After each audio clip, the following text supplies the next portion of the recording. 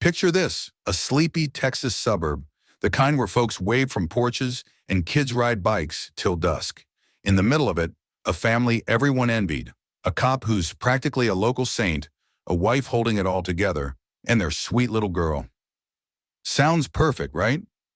Until one night that wife stumbles onto a secret so twisted it'd make your skin crawl. And here's the wild part. She didn't just cry about it. She grabbed a gun and fired. Not once, not twice, but 15 times. 15! By the time the smoke cleared, 2 bodies hit the floor, and a quiet town woke up to a nightmare. What pushed her over the edge? Stick with me, because this one's going to leave you questioning everything you thought you knew about trust. Hey, welcome back to True Crime Intel. I'm Williams, and today we're diving into a Texas-sized nightmare, the Holloway family. This isn't your average crime story. It's betrayal, desperation, and a twist that hits like a freight train. Picture a cop everyone loves, a wife keeping it all together, and their kids stuck in the chaos. Perfect, right? Until it's not. One secret flips the script, and bam, blood on the floor. I mean, what would you do if the person you trusted most turned out to be a monster? Before we unravel this mess, hit that like button if you're ready for the ride, and subscribe to True Crime Intel. Bell on, so you don't miss the next wild one. Let's rewind and see how this so-called perfect family went straight to hell. Buckle up. So let's set the scene. We're in a quiet little Texas suburb. Think picket fences, kids chasing fireflies, the whole deal. And right smack in the middle of it, the Holloway family. They're the kind of people you'd point at and say, yeah, they've got it all. Darius Holloway, 44, is the star here. A veteran cop with a handshake that says, I've got your back. Tall guy, broad shoulders, the type who'd run into a burning building and come out smiling. Everyone in town knows him, trusts him. Heck, he's practically the poster boy for justice around here. Then there's Simone, 40, his wife. She's the glue, the one keeping the house from falling apart while Darius is out playing hero. Graceful, steady, always got a warm smile for the neighbors. And their daughter, Nia, she's 13, sweet as they come, with this wild imagination, always doodling little flowers and stories in her notebooks. But here's the catch. Nia's got a developmental disability. Her mind's stuck way younger than her age, so she leans hard on Simone for everything. Routine's her lifeline. To anyone looking in, the Holloways are gold. Darius is out there protecting the streets, Simone's holding down the fort, and Nia's their little ray of sunshine. Neighbors love them, called them resilient, united, the family you'd want to be. I mean, can you imagine a tighter crew? Darius strutting around in his uniform, Simone balancing his crazy cop hours, and Nia just being her innocent self. It's almost too perfect, right? Like something out of a feel-good movie. But you know how this goes. When it looks that good, there's usually something brewing under the surface. And trust me, with the Holloways, those cracks were already starting to show. Darius, the big protector, wasn't just keeping the community safe. He was hiding something. Simone, all calm and collected, was about to get hit with a truth she couldn't dodge. And Nia? Poor kid didn't even see it coming. This was a family everyone envied, until they didn't. 'Cause here's the thing about perfection.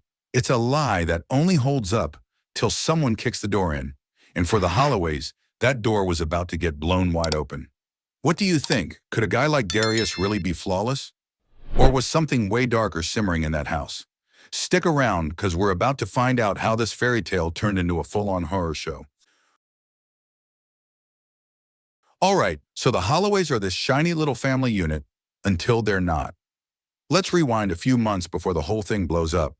Simone's starting to notice Darius isn't himself. This guy who used to be Mr. Dependable, home by 6, dinner on the table, the works, he's off. He's disappearing for hours. No explanation, just gone. And when he is around, he's checked out, staring into space like he's got a ghost on his shoulder. His quiet's always been his thing, sure, but now it's got this edge, like he's biting back something nasty. Simone's over here like, okay, it's the job, right? Cops see some wild stuff. She's trying to talk herself out of it, but deep down her gut's screaming. I mean, can you blame her? You live with someone that long. You feel the shift. Then it gets weirder. Darius flips the script, starts hanging around the house more, but not in a cozy, hey, let's bond way. He's hovering near Nia's room, popping in for no reason. Just checking on her, he says, but his eyes linger too long, voice all soft and syrupy when he talks to her. Simone's watching this, and it's like ice creeping up her spine. Nia's oblivious. She's 13 going on 5 in her head, still seeing Daddy as her big protector. But Simone, she's catching these vibes she can't shake. One night she's heading to bed, passes Nia's door, and hears Darius inside, low and firm. I told you not to talk about this, Nia. It's our little secret. Nia mumbles back, okay, Daddy, all confused and trusting. Simone freezes right there in the hallway, heart hammering. What secret? Why is he whispering like that? Here's where it hits the fan. A few days later, Simone's doing laundry. Mundane, right? And she's sorting through Darius's uniforms. Something clinks to the floor. She looks down, and it's this tiny bottle of lavender lotion. Nia's favorite, the stuff she keeps on her dresser, not some random bathroom extra. Simone picks it up, hands shaking, and it's like the room tilts. Why is this in his pocket? Why'd he take it? Her mind's racing. Maybe it's nothing. Maybe she's paranoid. But that sick twist in her stomach says otherwise. She's sitting there that night, wide awake, staring at the ceiling while Darius snores beside her. Every little moment's replaying. The hovering, the whispers, that damn lotion. Coincidence? Maybe. Or maybe something way uglier has been brewing right under her nose. This is the part where Simone stops kidding herself. She's not just uneasy now, she's terrified. Whatever Darius is up to, it's not stress or some cop burnout excuse. It's about Nia, and it's wrong. She's thinking, I've got to figure this out, protect her, but she's got no proof yet, just this gnawing dread. What would you do? Brush it off as a tired mom overthinking, or start digging? 'Cause Simone's about to find out the hard way that some secrets don't just crack a family, they blow it to pieces. Hang tight, we're getting to the part where it all goes down. Okay, so Simone's on edge, lotion in the pocket, whispers in the dark, her perfect life's crumbling, and she's got no clue how bad it's about to get. Fast forward to this one night, she's tossing in bed, Darius isn't there. Normal for a cop with restless nights, right? Except it's not. She sits up, rubs her eyes, and hears something. Soft, muffled, like a radio left on low. It's coming from Nia's room. Bare feet on the cold floor, she creeps down the hall, heart thumping louder with every step. The door's cracked open, just enough, and she peeks in. And bam! There it is, the moment her world implodes.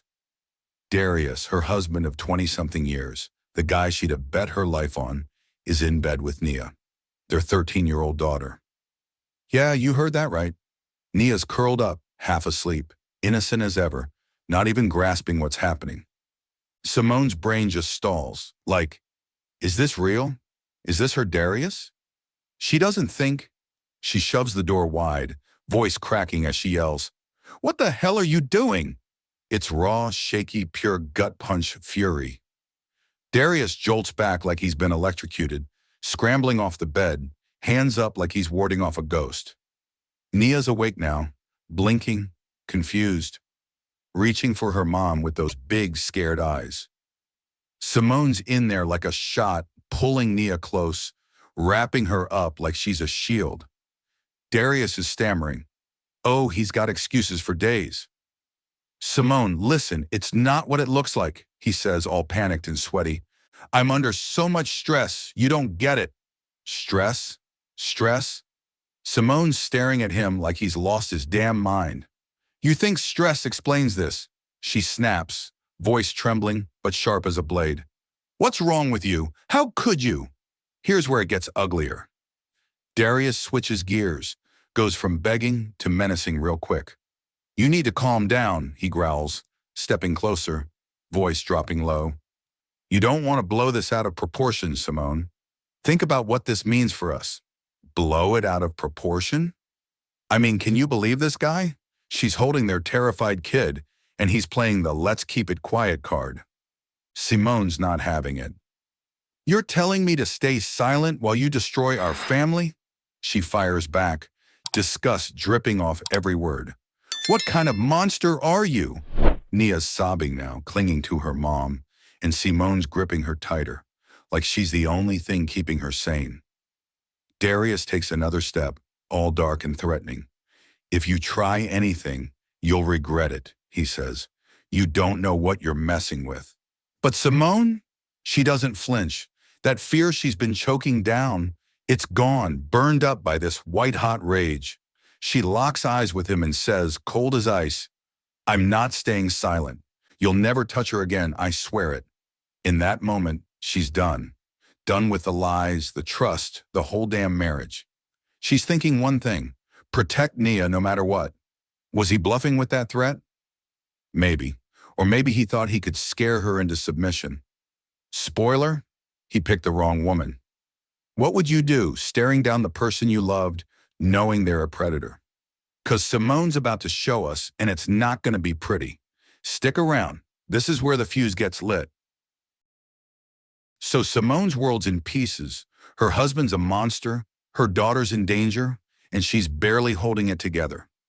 Days after that nightmare in Nia's room, she's a wreck, can't sleep, can't eat. She's at the kitchen table one night, staring at a plate of cold spaghetti, mind stuck on replay. Darius' hands, Nia's confusion, that sickening, it's our secret line. She's drowning in it, right? Then she hears it, those heavy, familiar footsteps creaking down the hall toward Nia's room. Again. Most folks would freeze, maybe pray it's a bad dream. Not Simone. Something snaps, like a rubber band stretched too far. And she's done playing, scared. She's up, moving quiet as a shadow, straight to their bedroom. Drawer slides open, and there's Darius's service gun, sitting there like it's been waiting for her. Cold steel in her hands, heavier than she expected, but it feels right. Like it's the answer she's been clawing for. Back in the hall, she sees him, hand on Nia's doorknob, about to step in. Darius, she says, and it's eerie how calm she sounds, like she's asking him to take out the trash. He turns, eyes popping when he spots the gun. Simone, he stammers, hands up like some half-assed surrender.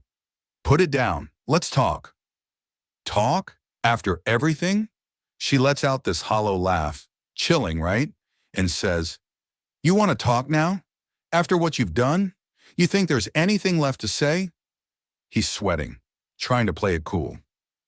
Think about what you're doing, he warns, stepping toward her slow like she's a spooked animal. You don't want this. Oh, but she does. You don't get to tell me what I want anymore, she spits, hands steadying on the grip. You destroyed this family. You destroyed her. And I'm making sure you never touch her again. He lunges. Big mistake. She's faster. First shot cracks the air, hits his shoulder, sends him stumbling back into the wall with a grunt. Blood's blooming red on his shirt. But Simone's not done. She fires again, chest, arm, wherever the bullets land, over and over, each one ripping out the fury she's been choking on. 14 times. 14. The hallway's a war zone. Gunpowder stinks sharp. Shell casings clatter on the hardwood. And Darius? He's down, sprawled out, a bloody mess seeping into the floorboards. She's standing there, chest heaving, staring at him like she can't believe it's real. 14 shots. That's not just anger. That's annihilation. Was it planned? Nah, feels more like she just let go. All that pain, all that betrayal, pouring out through her finger on the trigger. The house goes dead quiet. No more footsteps, no more threats. Just the hum of the fridge down the hall and her ragged breathing. What do you think? Did she mean to go that far, or did she just snap? 'Cause here's the kicker. She's still got one bullet left, and this story's about to take a turn you won't see coming. Hang on tight. We're not out of the woods yet. All right, so Darius is down. 14 bullets worth of payback pooling on the floor, and Simone's standing there, gun still smoking, chest heaving like she's run a marathon. The hallway's a mess, blood everywhere, but she's not even looking at him anymore. She turns, slow, almost robotic, and heads to Nia's room. Gun still in her hand, tight as a lifeline. Nia's awake now, sitting on her bed, those big innocent eyes locked on her mom. Scared, sure, but clueless about the storm that just blew through. Simone steps in, voice cracking as she whispers, "It's over, baby. He can't hurt you anymore." Tears are streaming down her face, hot and messy, and she's shaking like she's about to fall apart. But here's where it twists. Dark, right? She's looking at Nia, this sweet kid she'd die for, and something's breaking inside her.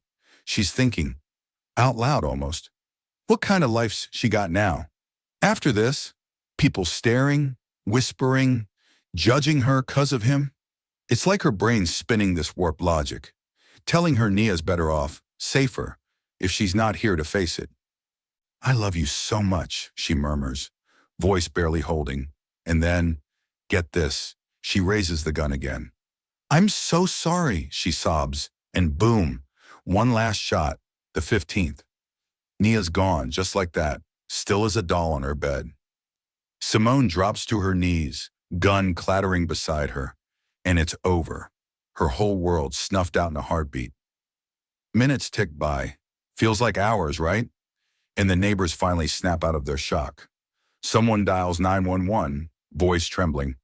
"Shots, lots of shots, from the Holloway place."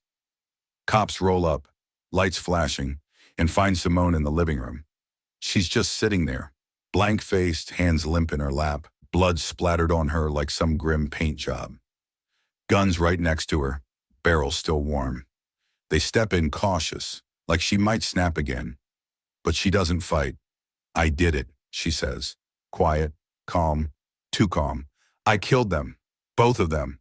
It's a gut-punch confession. And the cops, guys who knew this family, just stand there stunned. Was she protecting Nia, or did she lose it completely?